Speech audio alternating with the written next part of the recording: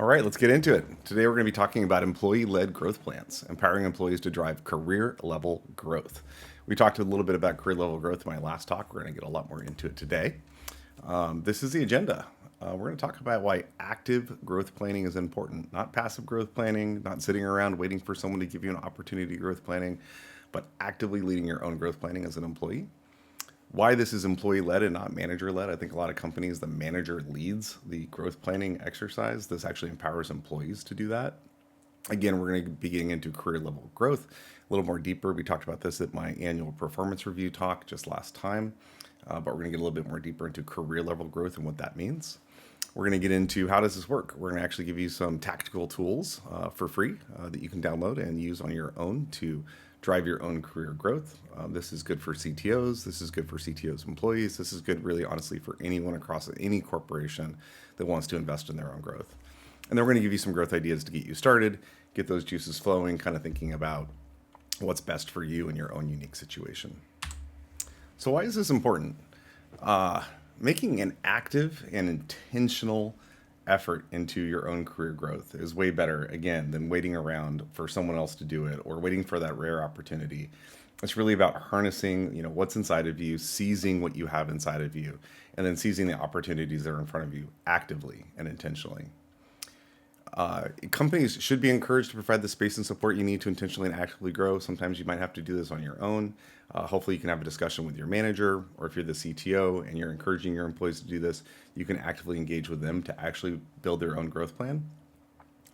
By sharing these slides, downloading these slides, hopefully this becomes a very easy argument. You can share this video with your manager or with your CTO, and hopefully you'll make some progress. So who wins with growth planning? Well, if you are growing, you right now start to win. Why wait another day to take that first step? Your company is going to win because you're going to be a more capable employee. You're actually going to have new skills that you're actively investing in, which means your company right now is going to get more outcome from you, which means your company is going to be happier with you. That's good for your retention and your long-term employment with your company, but it's also good for your career. If you think about it, if you gain a skill today, your next job is going to be hopefully higher paid, higher scope. Maybe you can't get a promotion at your current company, but if you actively invest in skills today, maybe your next job could be that promotion you're looking for. And that starts today. That starts with you actively working on your growth plan. So let's talk a little bit why this is employee led. I remember at Amazon, I went to a talk and someone said that during the heyday of AWS growth, that the average employee there had 3.1 managers per year. So every 4 months you had a new manager. And if you make it so that managers are in charge of your promotion or in charge of your growth, you invest 4 months into that person and then you basically get a new manager. They don't know you. They have to get to know you all over again. And the process starts from zero. And then 4 months later, the process starts from zero. It's a really bad way. It's lossy. It's just sunk time that you're never going to get back if you're trying to grow your career, if you're getting a new manager that frequently.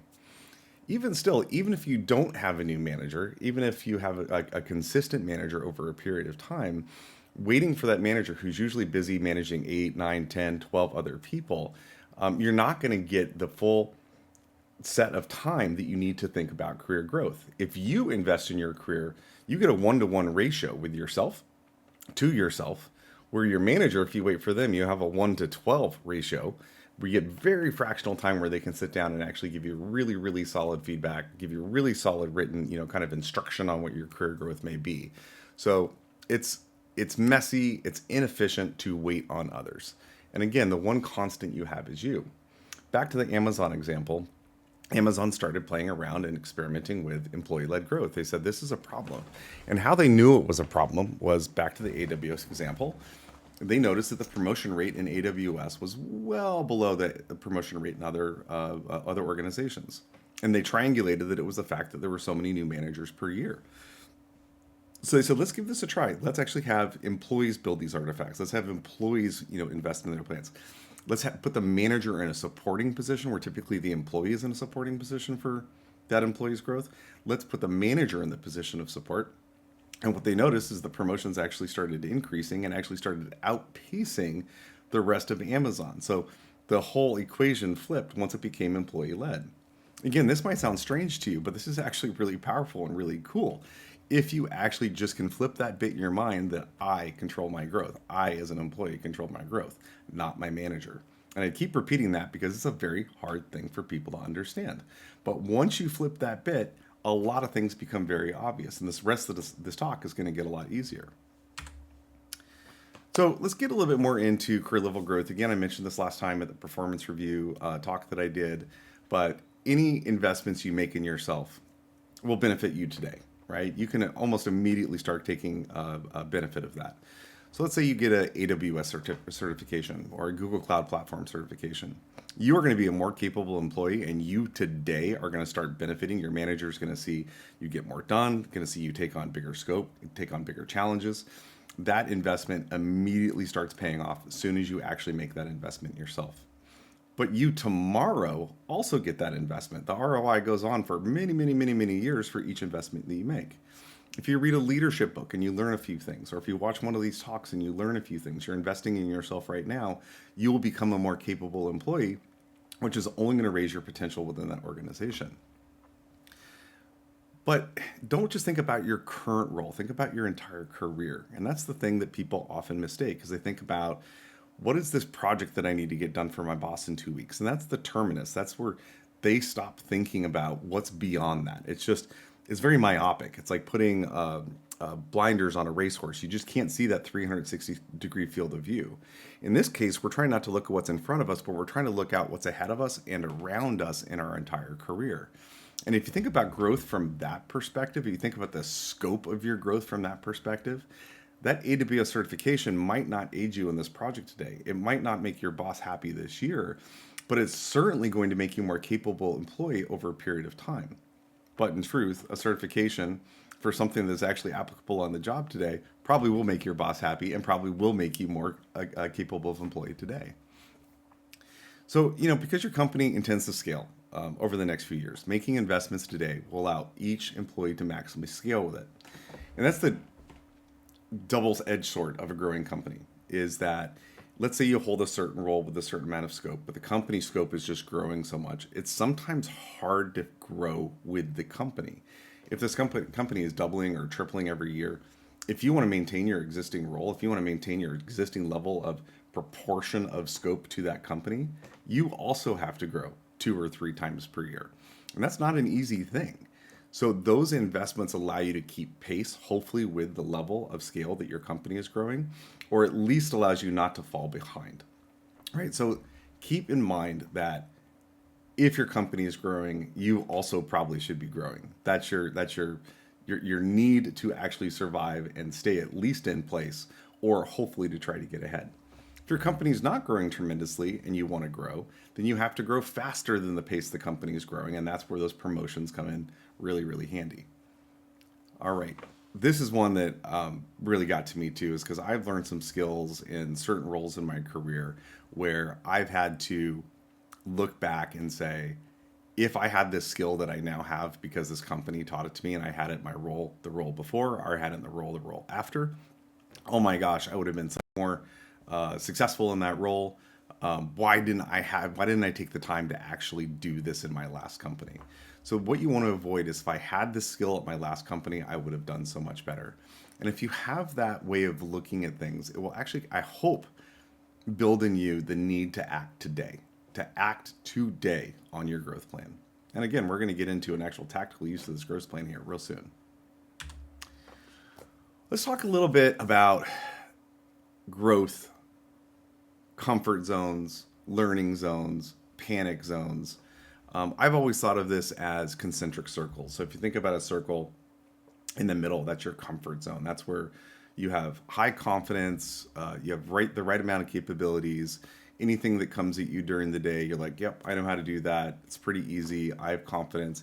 Even if it's a bit of a challenge, you're not stretching yourself too much. You might have to learn a tiny little bit to, put it one together to, make it the right equation for what you're trying to do. But it's not challenging you into the point where you're actually feeling uncomfortable.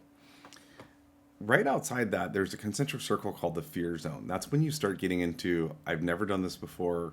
Oh my gosh, I might fail. This might actually be really bad.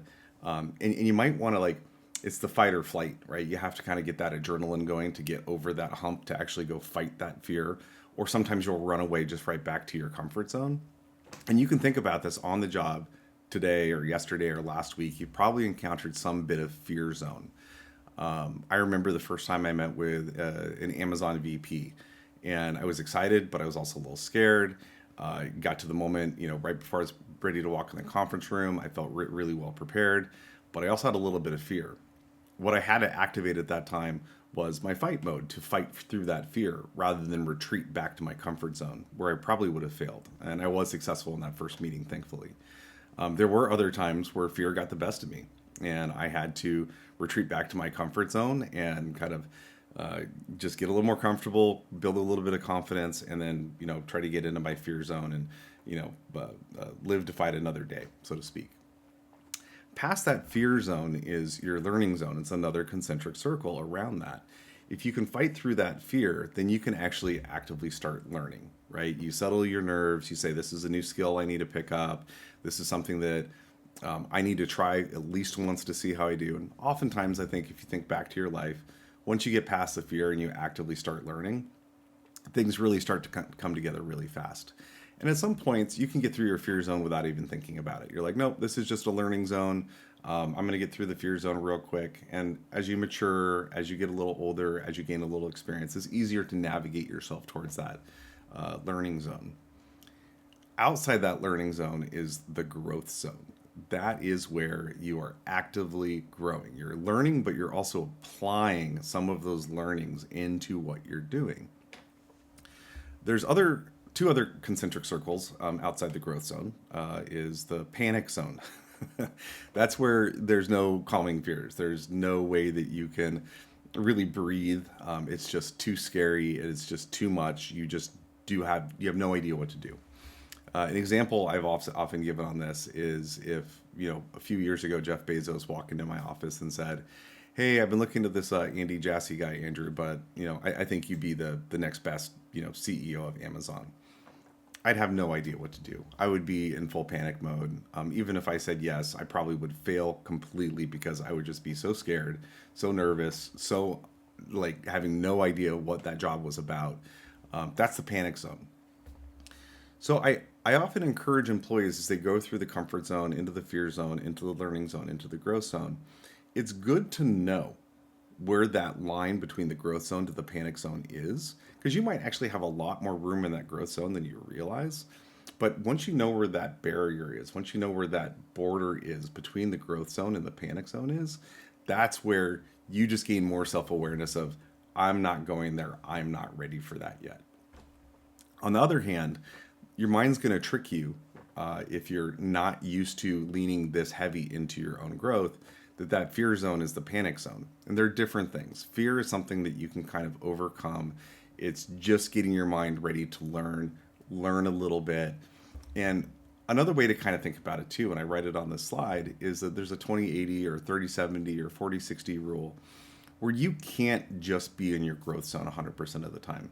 You can't be in that learning zone 100% of the time. You need to have an allocation where you have at least 80% of your day in your comfort zone, or 70% of your day in your comfort zone, or 60% of your day in your comfort zone. That's where your confidence comes from. That's where you can show off your skills that you're good at. That's where you can earn trust with your manager, your peers.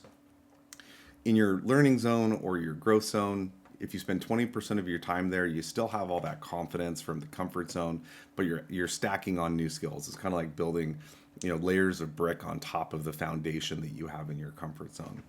But you can't do that all the time. It's just not sustainable. So you have to think a little bit about what and how do I want to dial, how much time I want to spend in my learning or growth zone.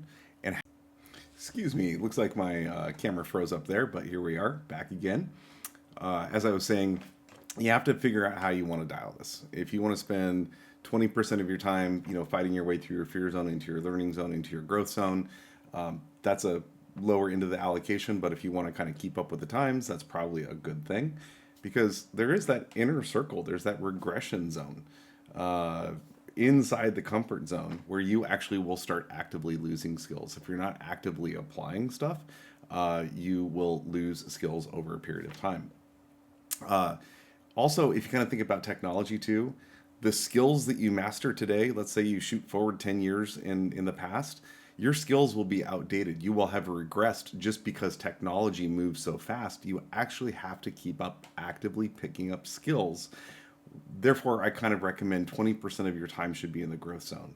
If you want to, and if you can, sustain that level of growth where you actually can go to uh, 40% of your time in your growth zone, that's probably enough to keep ahead of the moves of technology, of the moves of how corporations work, keeping ahead of how things and how rapidly things are changing these days, where you actually can get ahead of that curve of how fast things are changing.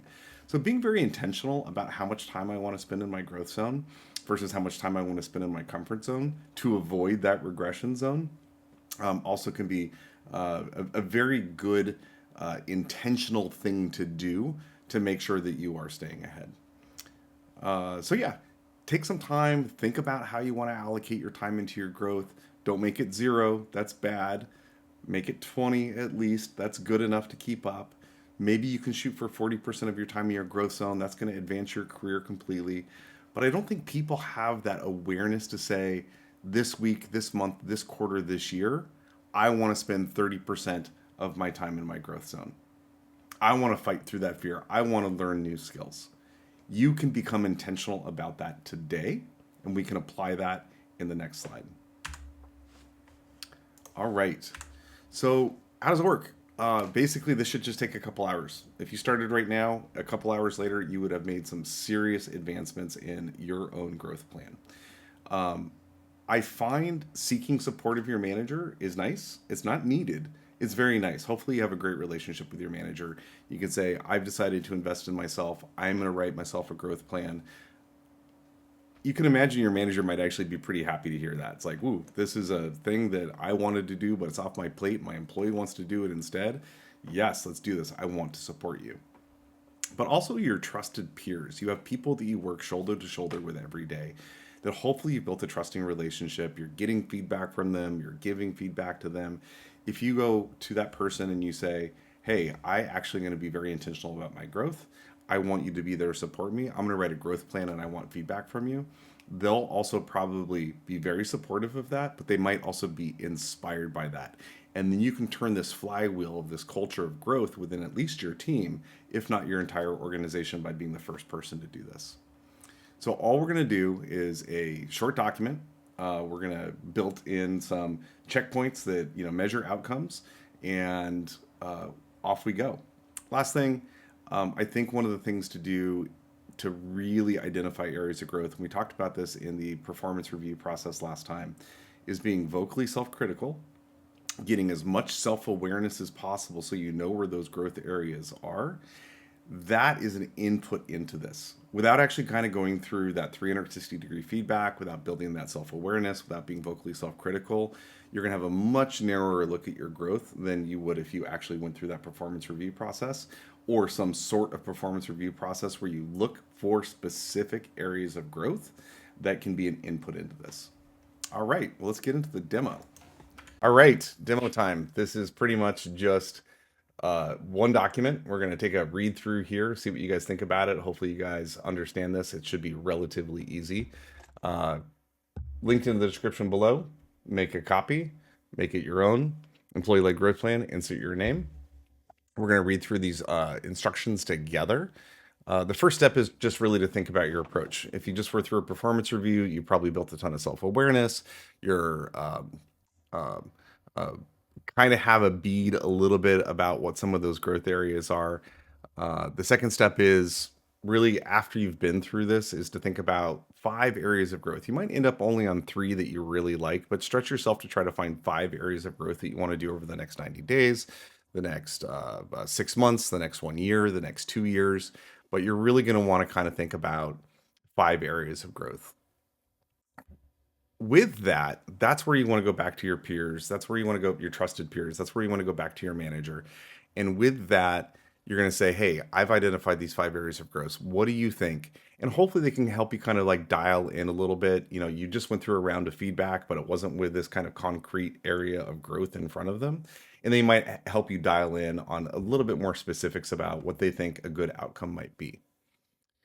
And then we're going to fill out this document. This is where we kind of make our declaration. This is where we set intentionally a declaration of what we intend to do. This is going to help keep us honest. It's going to help your manager keep you honest if they decide to be in a support position for you. It's going to help your trusted peers keep you honest as well. And it basically says, my name is committed to growing my role at company, increasing my capabilities with the support of my team and the support of my manager, if that exists. I intend to use my time at company name to grow my capabilities and will have a material impact on the potential for the rest of my career. Again, keeping career growth in mind, not just this project or this quarter or this year. I have chosen 3, 4, 5 areas of growth into the next 90, 60, whatever, 120, 365 days. You choose the time. And we'll regularly check in with the progress with my manager, or if you have trusted peers, you do that. So you make your declaration. Then we're going to kind of talk about those 5 areas of growth. And this is just the high level areas of growth. We're not getting into the specifics yet, but this is going to help you dial into the specifics by starting at the higher level. So you're going to talk about your purpose of the growth. So let's say it's getting an AWS certification, just for example. So area of growth is I don't have enough certifications in AWS. I think that's going to help my career. I think it's going to help me in my current role. That's where you write the purpose of growth, right? Is this is what I want to do. This is the purpose of why I want to do it at your company and for your career. So this kind of prompts you to think about, why do I want to do this in my current role? Why do I want to do this for the rest of my career, right? This particular area of investment. And then I think it's also good just so that you're introspecting and you're understanding where the source of this area of growth came from, is you write down the origin of growth, where you got that perspective from. Was it peer feedback? Was it manager identified? Was it self-identified? Was it through your performance review? Was it a conversation with your spouse or, a colleague of yours from a past role? Wherever it may be, I think it just helps you triangulate a little bit more so that you know why and you know the source of where this is coming from. All right, for those that haven't done smart plans are essentially ways to set goals and measure outcomes and keep yourself accountable to those outcomes. SMART, the acronym stands for specific, very specific goals, measurable, that those goals can be measured. They're not too vague, so you can measure those over time. They're actionable, which means that you can actually take action now and what those actions might be. Are they relatable or are they relevant to your current situation? And are they time bound? It's kind of useless setting a goal that you don't actually set a time limit on. Otherwise, it's just open ended and you might never complete it. So setting a time for it actually helps smart plans manifest themselves to the outcomes that you want. All right. So let's say here, one of your growth areas was cloud development efficiency. The SMART steps are specific goal, measurement, attainable, relevant, time bound, like I said. And you can say for the company goal is I want to become a certified Google Cloud Platform professional cloud developer. The measurement is I have passed the professional cloud developer exam. Is it attainable? Well, you decide if it's attainable. It should be attainable. Either you can do it on company time or you can do it in your free time. Well, this is it relevant, and is it relevant to your current role? Because remember, we're looking at the company goal here. If we scroll over a little bit, you can see that we also think about career goal. So we're actually setting 2 SMART plans for each area of growth. What does this do, and how do I measure this for my current role? And then how do I measure this for my career? All right. So you're going to fill this out. You're going to go back to your manager. You're going to go back to your trusted peers. You're going to get feedback from them. But you can see we're shaping intention here. We're creating something that's going to allow you to propel yourself forward to achieve these goals.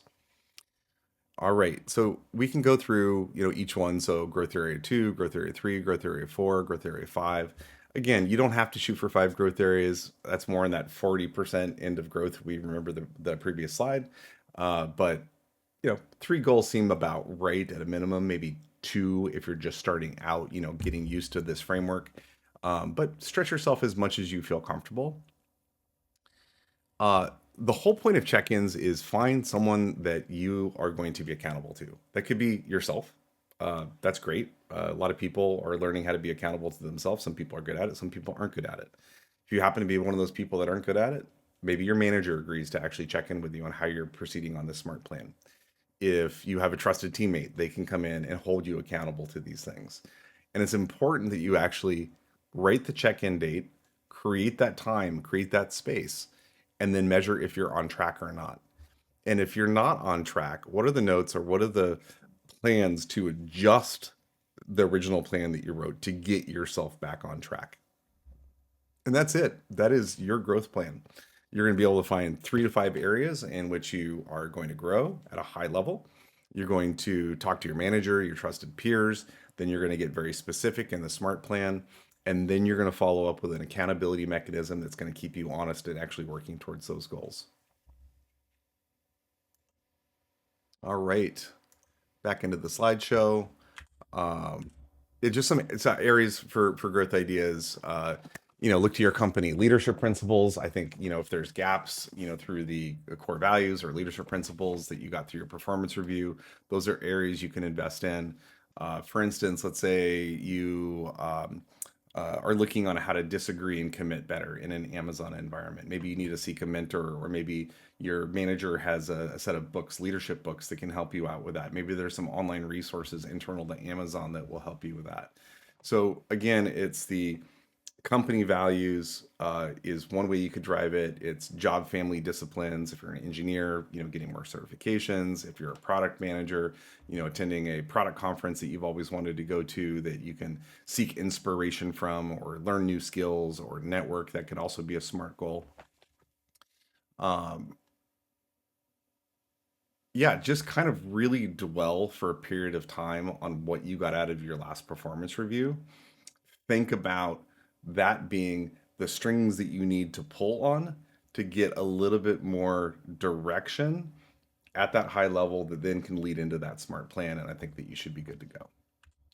All right. Well, that's my talk on growth plans. Hopefully, you all are excited to lead your own career level growth, not waiting on a manager, not waiting on an opportunity, literally starting today. You can take this template down in the description below and spend 2 hours, and you can actually have a smart plan mostly there.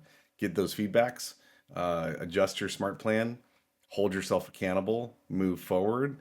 And I promise you're going to be a more capable employee that's able to navigate their own career growth without waiting on anybody but you. Thanks again. Hope you enjoyed the talk.